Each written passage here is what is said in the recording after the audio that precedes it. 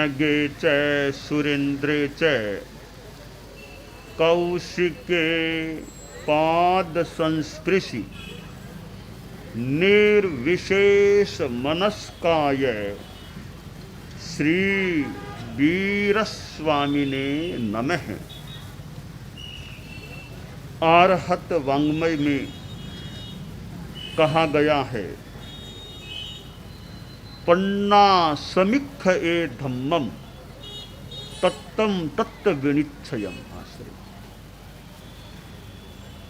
आगम वाङ्मय में पन्ना शब्द प्रयुक्त किया गया है। प्रज्ञा, पन्ना यानी प्रज्ञा, धर्म की समीक्षा करने वाली होती है और तत्व का विनिश्चय प्रज्ञा के द्वारा हो सकता है।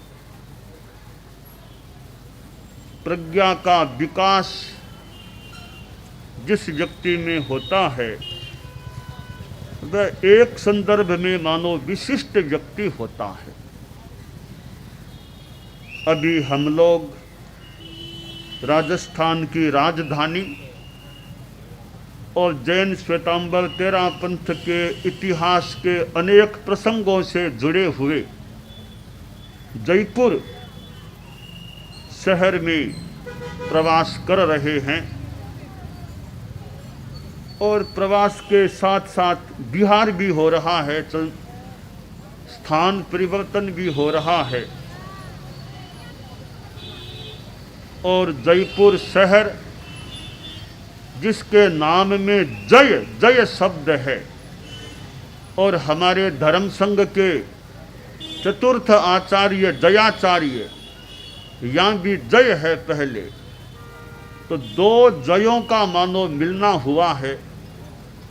जयाचार्य ने जयपुर में अनेक चतुर्मास किए थे और उनका अंतिम प्रवास, अंतिम चतुर्मास का अंश और अंतिम श्वास का ग्रहण भी जयपुर में हुआ था। जयाचार्य को प्रज्ञा पुरुष कहा गया है। ऐसा लगता है उनके पास ज्ञान का कोई अच्छा खजाना था। एक काय में, एक दिमाग में कितना ज्ञानावरणीय कर्म का क्षयोपशम रहा होगा और उनके साहित्य को देखें। मैं अभी दयाचार्य के समाधि स्थल पर भी गया और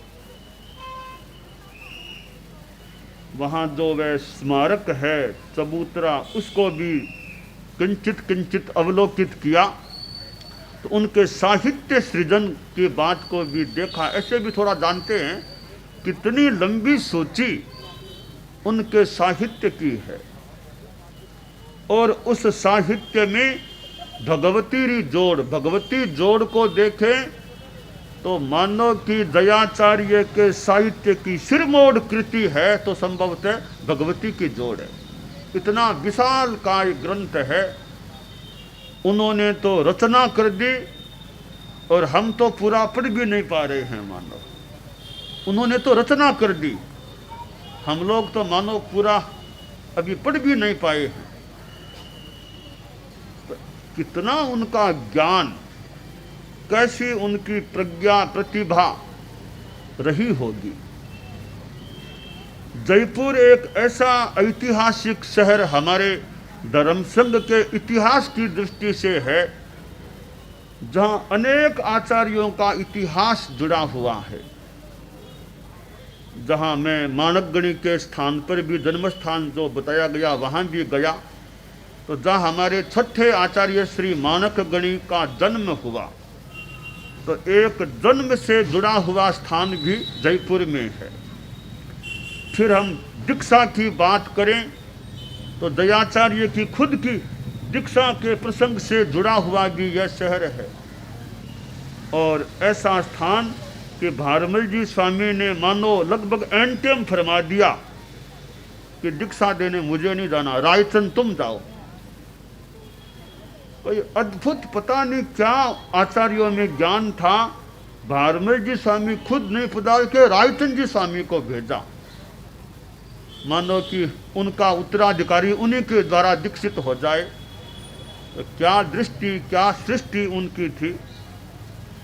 तो जिन्होंने दीक्षा दी वे तो तब मुनि, सामान्य मुनि थे, न तो युवाचार्य थे, सामान्य मुनि थे। एक सामान्य मुनि ने दीक्षा दी, उनके दीक्षा दाता बने, और दीक्षा दाता ही नहीं रहे, साथ में उत्तराधिकार दाता भी बन गए थे। तो दयाचार्य के दीक्षा से भी मानो जुड़ा हुआ यह शहर। और फिर मगवा गणी का तो आचार्य पद ग्रहण भी जयपुर में हो गया, तो आचार्य पद ग्रहण से भी जुड़ा हुआ हो गया। और फिर महाप्रयाण, स्वयं श्रीमद दयाचार्य का महाप्रयाण भी हो गया। जैसे तीर्थंकरों के कल्याणक होते हैं, वो जन्म कल्याणक, दीक्षा कल्याणक, फिर यह निर्वाण का मान लो अंतिम। तो हमारे यहाँ भी कल्याणक शब्द को काम लें न लें, परंतु आचार्यों से जुड़े हुए जन्म का प्रसंग, दीक्षा का प्रसंग, आचार्य पद ग्रहण का प्रसंग और महाप्रयाण का प्रसंग, ये चार प्रसंग जो आचार्यों के हैं वे जयपुर के साथ जुड़े हुए हैं। तो जहाँ आचार्यों के चार चार प्रसंग जुड़े हुए हैं, तो जयपुर का अपना तेरापंथ धर्म संघ के इतिहास की दृष्टि से भी एक महत्वपूर्ण स्थान हो जाता है। तो चतुर्मासों की दृष्टि से तो अनेक आचार्यों ने यहाँ चतुर्मास अतीत में किए हैं। मैं स्वयं साक्षी हूँ आचार्य महाप्रज्ञ जी के चतुर्मास का। तो उन्होंने यहाँ अणुविभा में चतुर्मास किया था। गुरुदेव तुलसी के चतुर्मास वे तब मैं नहीं था, साथ में विक्रम संवत 2006 और 32 दो चतुर्मास गुरुदेव तुलसी के हुए थे। तो ये तो निकट अतीत की बातें हैं। दयाचार्य ने खुद ने, ऐसे पुराने आचार्यों ने भी। तो श्रीमद दयाचार्य से जुड़ा हुआ यह समाधि स्थल का स्थान, साधना का प्रज्ञापीठ। दयाचार्य बालावस्था में दीक्षित हुए थे और मुनि श्री हेमराज जी स्वामी के पास उनको रहने का मौका मिला। मैंने पहले भी कहा था, वे अगवानी मानो धन्य हो जाते हैं जिनका सहवर्ती तेरापंथ का सरताज बन जाता है। तो हेमराज जी स्वामी इस माने में धन्य हो गए, मानो कि उनके विद्यार्थी मान ले दयाचार्य, तो तेरापंथ के आचार्य बन गए। और स्वयं हेमराज जी स्वामी भी एक बहुत ऊंची कोटि के कोई संत थे। तभी तो मानो भिक्षु स्वामी ने फरमा दिया कि भारमल तू भागी है, अभी तो मैं हूं, फिर ये हेमरा तैयार है, हेमरा है, कोई कठिन चर्चा का काम पड़े इसको आगे कर देना। तो ऐसे हमारे मुनिश्री हेमराज जी स्वामी और उनके मानो विद्यार्थी रहे हुए दयाचार्य। हेमराज जी स्वामी भी भागी थे, दयाचार्य जैसे उनको विद्यार्थी संत मिले थे, सहवर्ती संत मिले थे। दयाचार्य तत्ववेत्ता व्यक्तित्व थे, वे अध्यात्मवेत्ता व्यक्तित्व थे और विधिवेत्ता, अनुशासन विधि को प्रयोग में लेने वाले मानो आचार्य थे। अनेक विशेषताओं के पुंज श्रीमद दयाचार्य थे। आचार्य भिक्षु के पास कितना ज्ञान था, उनके अपने सिद्धांत, और दयाचार्य मानो भिक्षु के अवतार। एक स्थूल भाषा में कह दें, भिक्षु के अवतार थे। इतना ज्ञान, उनसे मिलते जुलते अवस्था दोनों की करीब करीब समान, इठंतर, दोनों का उम्र भी लगभग समान उम्र के थे। दोनों ही मारवाड़ से जुड़े हुए थे, दोनों ही वो रोयट और कंटालिया बहुत दूरी नहीं आपस में, दोनों ही वर्तमान में पाली जिले के क्षेत्र हैं। तो दोनों में कितना साम्य था। तो आचार्य भिक्षु से साम्य रखने वाले श्रीमद दयाचार्य थे, और संभवतः कुछ अंशों में दयाचार्य से साम्य रखने वाले आचार्य तुलसी भी थे। वे भी कुछ अंशों में दयाचार्य से साम्य रखने वाले थे, यानी संघ में नए नए आयाम और दयाचार्य ने किए, आचार्य तुलसी ने भी किए थे। तो ऐसे परम पूज्य दयाचार्य से जुड़ा हुआ यह स्थान यहाँ आना हुआ है। और मैं सिंदड़ भवन मकान में भी गया, जहाँ दयाचार्य का अंतिम प्रयाण या महाप्रयाण हुआ था। मानकगणी के स्थान में भी, जन्म स्थान में भी जाना हुआ।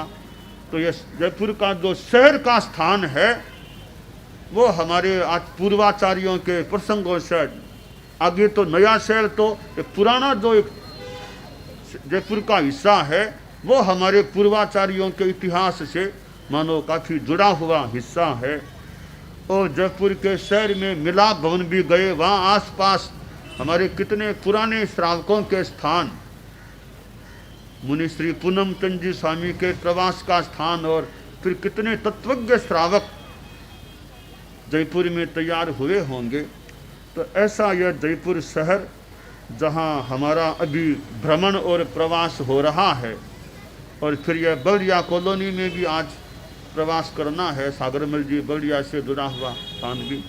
तो कुल मिलाकर के हमारे में भी तत्व ज्ञान का, सिद्धांतों के ज्ञान का, वो चिंतन मनन का विकास होता रहे, और हम सभी हमारे पूर्वाचार्य दयाचार्य, इधर मानक गणी, मगवा गणी, तीनों एक साथ, दयाचार्य मगवा और मानक संलग्न तीन आचार्यों से जुड़ा हुआ यह मुख्यतया प्रसंगों से जुड़ा हुआ शहर है।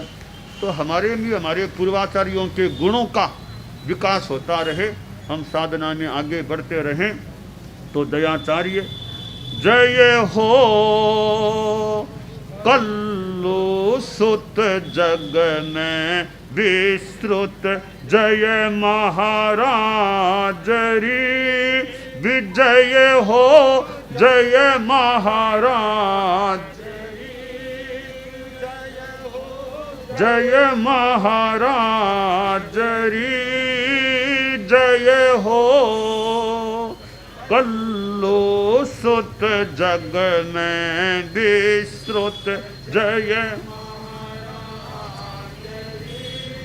तो आचार्यों से जुड़ा हुआ स्थान और मेरे दीक्षा प्रदाता श्रद्धेय मंत्री मुनि श्री सुमेरमल जी स्वामी से भी जुड़ा हुआ यह जयपुर हो गया, जहाँ मुनिश्री ने अंतिम प्रयाण किया था, महाप्रस्थान किया था।